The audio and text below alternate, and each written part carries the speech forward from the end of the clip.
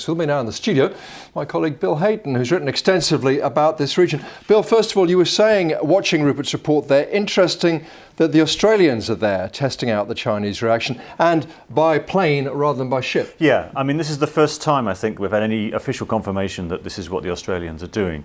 There was an agreement between the Australian and the American governments a few weeks ago that they would start to do these, what they call freedom of navigation operations, or freedom of flight in this case. But they've opted to do it by plane in a sort of less confrontational way, rather than sending a ship as the Americans have done. How worried should people be? I think both the Americans and the Chinese are very, very, aware that they don't want to see any confrontation, any sort of armed confrontation taking place.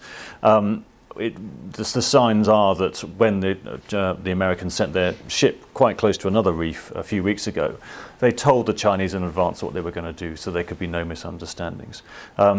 There is another sort of layer of danger, which is China and the other claimants to the island, so Vietnam and the Philippines mainly.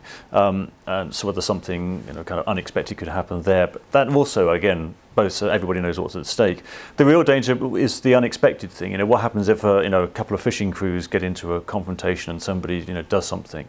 I mean, there have been Chinese shooting incidents against Vietnamese fishermen recently, but that's been kind of controlled by the two governments and hasn't spilled over. But these things could happen any time. And misunderstandings and accidents are surely more likely when there are these kind of tensions and so many claimants to this area. I know it's a big question. There are books to be written about it, and you've written some of them.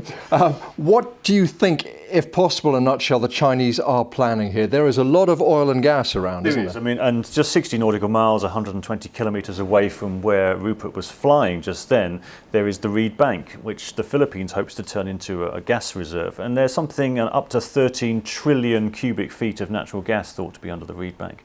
So it may well be that once China has finished these bases and it's completed these runways and these harbours, that the next move will be to try to maybe stick an oil rig or a gas rig on some of these areas and try to actually extract some of the resources. And that would really provoke a confrontation with either Philippines or Malaysia or Vietnam, plus potentially other countries which want to see international law applied in this area.